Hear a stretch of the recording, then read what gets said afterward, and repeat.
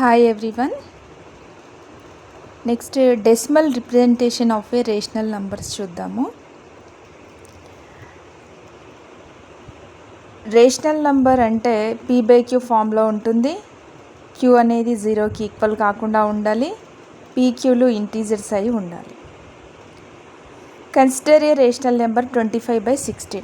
What does it mean? 25ని 16 తోటి division చేయాలి. డివిజన్ చేస్తే ఏమొచ్చింది ఇక్కడ? 1.5625 వచ్చింది. రిమైండర్ 0 వచ్చింది. 25ని 16తో డివిజన్ చేసినప్పుడు ఆన్సర్ ఏమొచ్చింది? కోషియంట్ 1.5625. రిమైండర్ 0 వచ్చింది కాబట్టి దీనిని ఏమంటారంటే టర్మినేటింగ్ డెసిమల్. ఎప్పుడైతే రిమైండర్ 0 వస్తుందో దాన్ని టర్మినేటింగ్ డెసిమల్ అని అంటారు. Another example 17/5. 17ని 5తో డివిజన్ చేసినప్పుడు 5 3 జా 15. 17 నుంచి 15 సబ్ట్రాక్ట్ చేస్తే 2.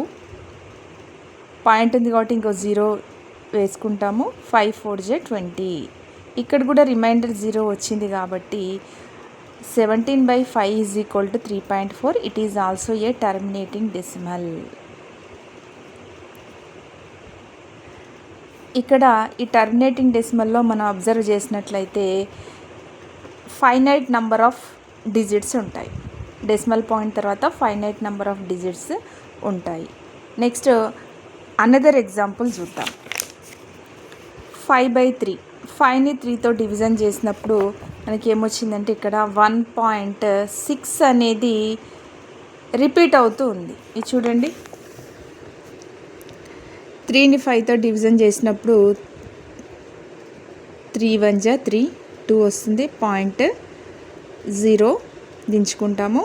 అప్పుడు 3 6 జా 18, 2 3 6 జా 18. మనము ఎంతసేపు చేసినా కూడా ఇది 6 అనేది రిపీట్ అవుతూ ఉంటుంది. 6 రిపీట్ అవుతుంది కాబట్టి ఏ డిజిట్ అయితే రిపీట్ అవుతుందో దాని మీద బార్ ఉంచుతాము. 5/3 is equal to 1.6666 dash dash dash. So 5/3 is equal to 1.6 bar. అంటే ఇది రిపీట్ అవుతూ ఉంటుంది. రిపీట్ ఆర్ రికరింగ్ అనొచ్చు. 6 రిపీట్ అవుతుంది లేదా రికరింగ్ అవుతుందని చెప్పొచ్చు. ఇంకో ఎగ్జాంపుల్ చూద్దాం. 1/7. 1/7ని కూడా డివిజన్ చేసినట్లయితే మనకి ఈ పాయింట్ తర్వాత 142857 142857 రిపీట్ అవుతూ ఉంది. సో ఏవైతే డిజిట్స్ రిపీట్ అవుతూ ఉన్నాయో దాని మీద మనము బార్ ఉంచుతాము. వీటిని ఏమంటారంటే non terminating and repeating decimals or recurring decimals. Non terminating and recurring decimals or non terminating and repeating decimals అని అంటారు. ఇక్కడ రిమైండర్ 0 రాలేదు.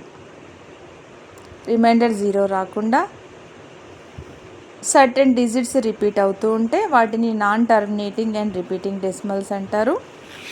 రిమైండర్ 0 వచ్చి ఫైనైట్ నెంబర్ ఆఫ్ డిజిట్స్ ఉంటే దాన్ని టర్మినేటింగ్ డెసిమల్ అని అంటారు. నెక్స్ట్ ఇక్కడ గమనించండి. 123.12 121 121 121 121 121 121 ఉంది. సో 123.121 మీద బార్ ఉంచాము. బార్ కింద ఏ డిజిట్స్ ఉన్నాయి అనే దాన్ని పీరియడ్ అంటాము. Which digits are there under bar? ఏమేమి ఉన్నాయి? 1 2 1 ఉన్నాయి. దీన్ని పీరియడ్ అంటాము. పీరియాడిసిటీ అంటే how many digits are there under the bar. ఎన్ని డిజిట్స్ ఉన్నాయి బార్ కింద, దాన్ని పీరియాడిసిటీ అంటాము. గమనించండి ఇక్కడ 0.3 బార్ పీరియడ్ ఈజ్ 3. 0.1275 బార్ 75 మీద బార్ ఉంది, పీరియడ్ 75. 0.3లో పీరియాడిసిటీ 1. 0.1275లో పీరియాడిసిటీ 2. ఇక్కడ 2 డిజిట్స్ ఉన్నాయి కాబట్టి 2. ఈ విధంగా వీటికి ఈ 2 సమ్స్కి మీరు పీరియాడిసిటీ చేసి కింద కామెంట్ చేయండి.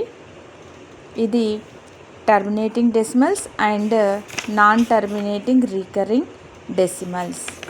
Next, conversion of decimal form into rational form. Decimal ఫామ్లో ఉన్నదాన్ని రేషనల్ ఫామ్లో మనం కన్వర్ట్ చేయాలి. ఇది డెసిమల్ ఫామ్ ఇచ్చాడు. Consider a decimal number 15.75. దీనిని మనము దేంట్లో కన్వర్ట్ చేయాలి? కన్వర్టింగ్ టర్మినేటింగ్ ఇంటూ రేషనల్ ఫామ్లో కన్వర్ట్ చేయాలి. సో ఈ పాయింట్ని రిమూవ్ చేయాలంటే ఫస్ట్ పాయింట్ తర్వాత ఎన్ని డిజిట్స్ ఉన్నాయి గమనించండి. 2 డిజిట్స్ ఉన్నాయి కాబట్టి 100తో డివిజన్ చేయాలి. ఒకవేళ 1 డిజిట్ ఉంటే 10తో డివిజన్ చేస్తాము. పాయింట్ తర్వాత 3 డిజిట్స్ ఉంటే 1000తో డివిజన్ చేస్తాము. సో 15.75ని 1575/100 అని వేశారు. వీటి రెండింటికి కామన్ ఫ్యాక్టర్స్ లేకుండా చేయాలి, అంటే కట్ చేస్తూ వెళ్ళాలి. అది సింప్లెస్ట్ ఫామ్లోకి మార్చాలి. సింప్లెస్ట్ ఫామ్లోకి మారిస్తే ఎంత వచ్చింది? 63/4 వచ్చింది అనమాట. ఇక్కడ ఎగ్జాంపుల్ 9లో ఇంకా చాలా సమ్స్ ఉన్నాయి, అవి మీరు చేయండి. Converting a non terminating recurring decimal into rational form. Non terminating and recurring డెసిమల్ని రేషనల్ ఫామ్లోకి ఏ విధంగా చెప్తాము? Consider example 0.4 bar. ఇచ్చిన దాన్ని ఎక్స్ అనుకుందాము. Let x is equal to 0.4 bar. That means 4 అనేది ఇక్కడ రిపీట్ అవుతుంది. 0.444 లెట్ ఇట్ బి ఈక్వేషన్ 1. ఇక్కడ పీరియాడిసిటీ ఎంత? 1. పీరియాడిసిటీ 1 కాబట్టి ఈక్వేషన్ 1ని బోత్ సైడ్స్ 10తో మల్టిప్లై చేయాలి. 10తో మల్టిప్లై చేస్తే 10x is equal to 4.444 dash dash dash వచ్చింది. ఇది let it be equation 2. Subtracting equation 1 from equation 2. 10x is equal to 4.444. Equation 1 is x is equal to 0.444. Subtract చేస్తే 10xలో x తీసేస్తే 9x is equal to 0004. Point తర్వాత ఎన్ని zeros ఉన్నా దానికి value ఉండదు కాబట్టి 9x is equal to 4. x is equal to ఇక్కడ మల్టిప్లికేషన్లో ఉంది 9, ఇటు పోతే డివిజన్లోకి వచ్చేస్తుంది 4/9. Therefore 0.4 x అంటే 0.4 bar is equal to 4/9. Thank you for watching.